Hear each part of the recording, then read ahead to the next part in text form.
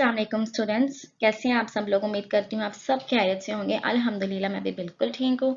और आज का जो हमारा टॉपिक है this is the properties of the colloidal systems. Chapter number 1 हमारा चल रहा है बॉटनी पेपर डी में से। ठीक है, तो प्रॉपर्टीज आज हमने डिस्कस करनी है। कोलाइडल सॉल्यूशंस का जो टॉपिक है हमने स्टार्ट किया हुआ था, उसमें सिस्टम्स भी पढ़े। ठीक है, साथ ही आज इसकी कुछ प्रॉपर्टीज देख लेंगे, ज़्यादा लेंथी लेक्चर नहीं होगा।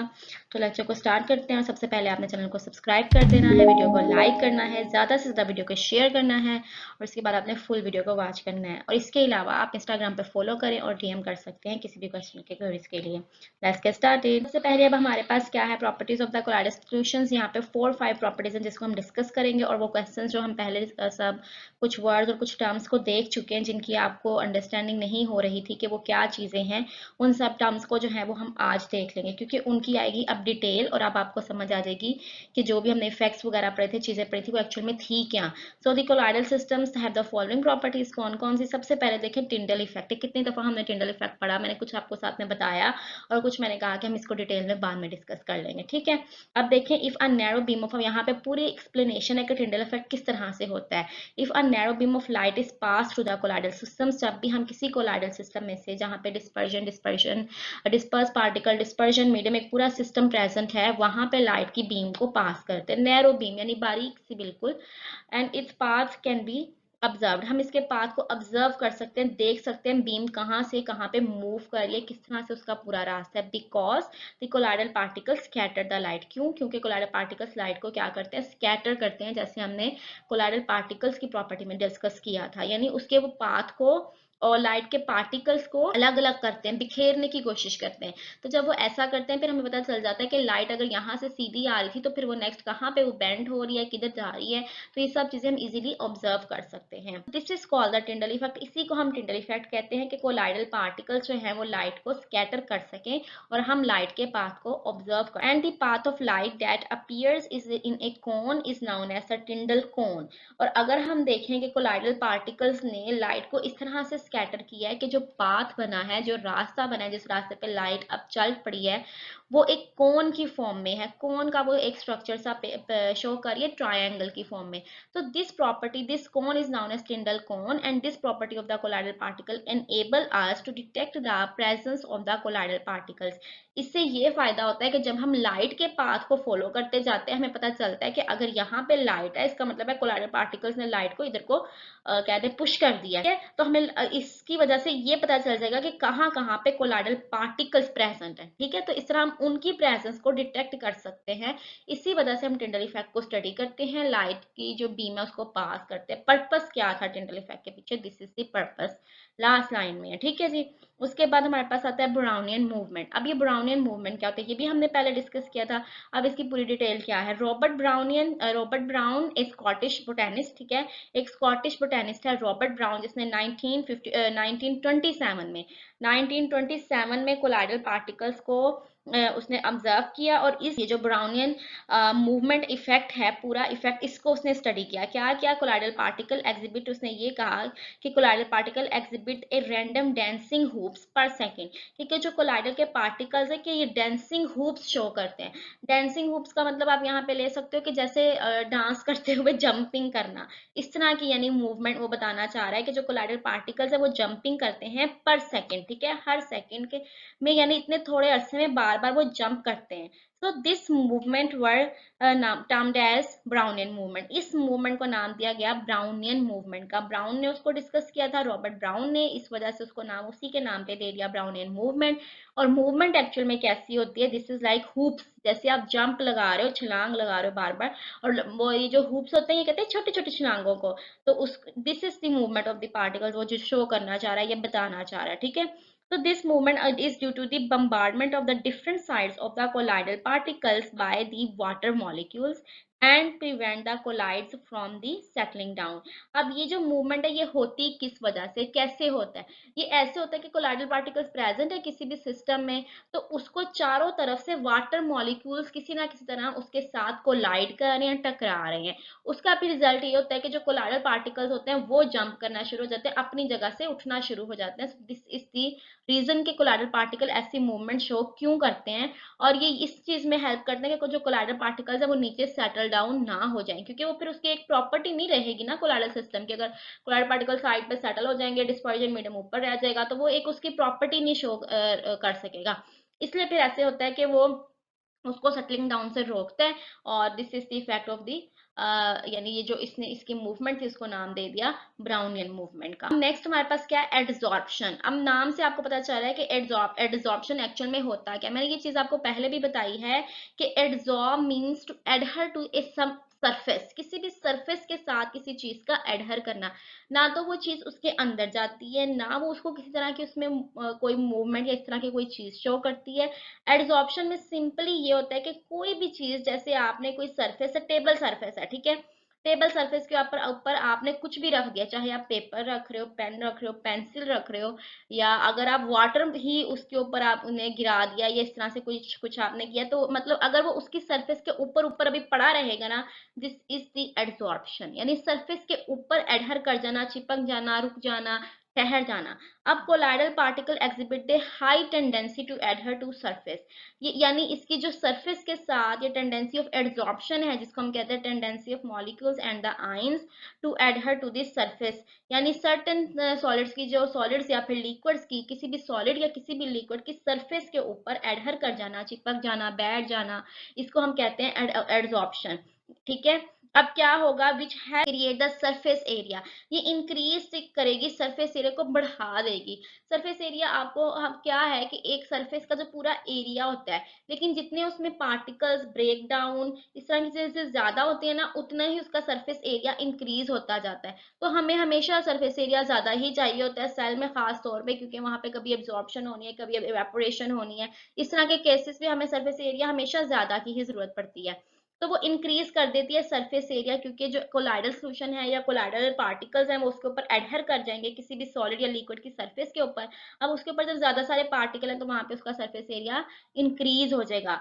दस the colloidal systems provide a large surface area, फिर उसका रिजल्ट क्या होता है कि जो कोलाइडल सिस्टम्स होते हैं वो लार्ज सरफेस एरिया प्रोवाइड करते हैं for adsorption of the molecules और द आयंस। और फिर उसका फायदा ये भी होता है कि और जो मॉलिक्यूल्स और आयन है वो उसके ऊपर आके एड्सॉर्ब हो सकें, जिसकी हमें जरूरत है, या जिस सिस्टम जहां पे भी हमें अगर आयंस और मॉलिक्यूल्स को कहीं पे स्टक करने की जरूरत है और रोकने की जरूरत है, तो सरफेस एरिया जब ज्यादा देखेंगे तो मॉलिक्यूल्स खुद ही आके वहां पे कह लें बैठना शुरू कर देते हैं।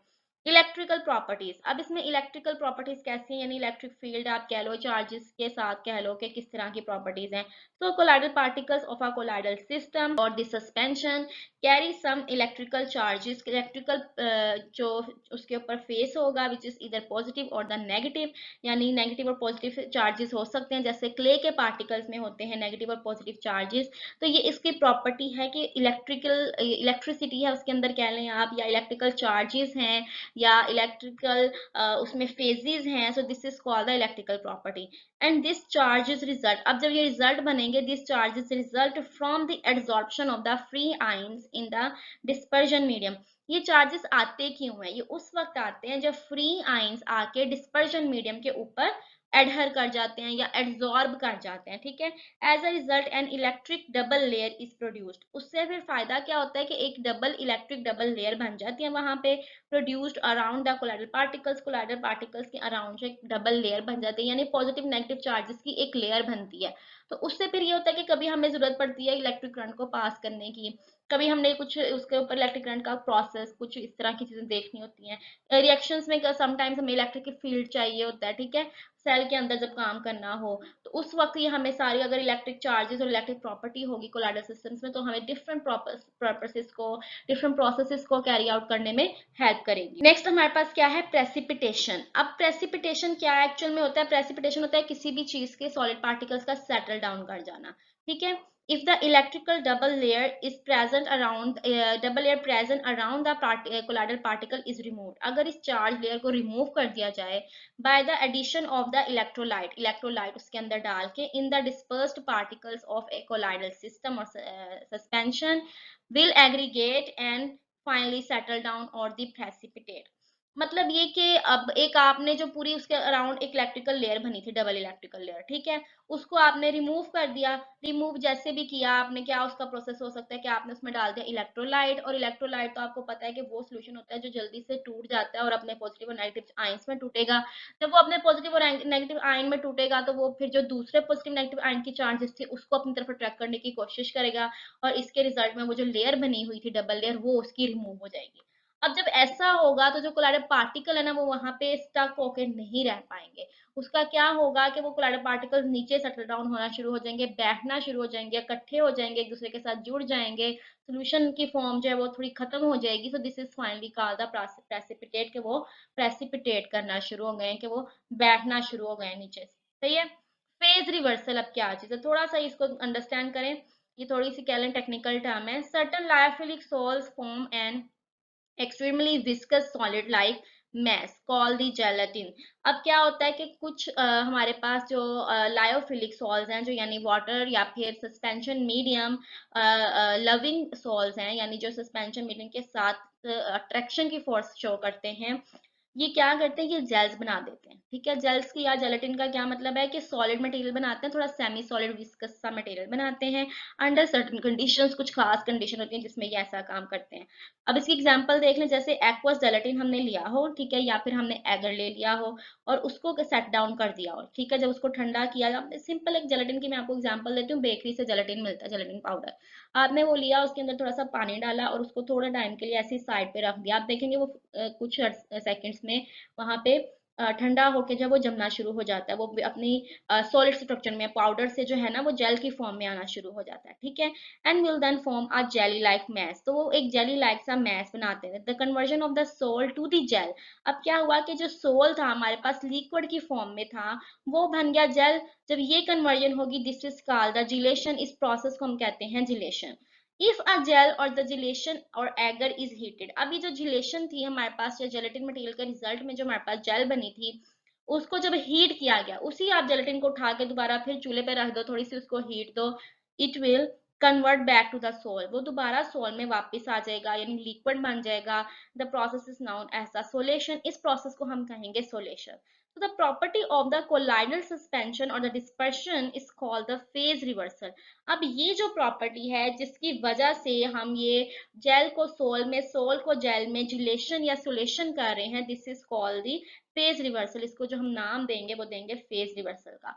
अब ये इसकी जरूरत क्या है, जब आप लैब में काम करते हैं ना, तो समटाइम्स हमें ऐसा होता है कि हमने कुछ पार्टिकल्स के साथ काम करना होता है, मॉलिक्यूल्स आयंस वगैरह के साथ, ठीक है, उनको हमें समटाइम्स उसको संभालने के लिए जेल बनानी पड़ती है, और उस जेल के अंदर उसको, जैसे न्यूक्लिक एसिड्स या डीएनए आरएनए वगैरह ना, उसको हम जेल के अंदर क्या लें आप, वो स्टक करते हैं, इलेक्ट्रोफोरेसिस करते हैं, डिफरेंट, वो बहुत डिटेल के प्रोसेस हैं, और फिर उसको वहां पे स्टडी करते हैं। उस टाइम पे हमें जरूरत पड़ती है कि उसको हम कूल डाउन करके सॉलिड की फॉर्म में लेके आते हैं, ताकि उसको रिजर्व कर सकें, और कभी हमें उसे मेल्ट करके हीट करके उसको दोबारा से स्टडी करना पड़ता है। तो ये प्रोसेस है जिसमें हमें ये ये जो जिलेशन और सोलेशन है ये करनी पड़ती है। और ये प्रॉपर्टी किसकी है, सिर्फ और सिर्फ कोलाइडल सॉल्यूशन के। इस पर्पस के लिए हम सिर्फ कोलाइडल सिस्टम्स को ही use. Last but not least is filtration. अब फिल्ट्रेशन का कैसा जो है इसमें सारा काम है, कोलाइडल सिस्टम में फिल्ट्रेशन होती है नहीं होती है, इसके बारे में हम पहले भी डिस्कस कर चुके हैं। फिल्ट्रेशन एक्चुअल में क्या प्रोसेस है कि आप फिल्टर पेपर या कोई फिल्टर,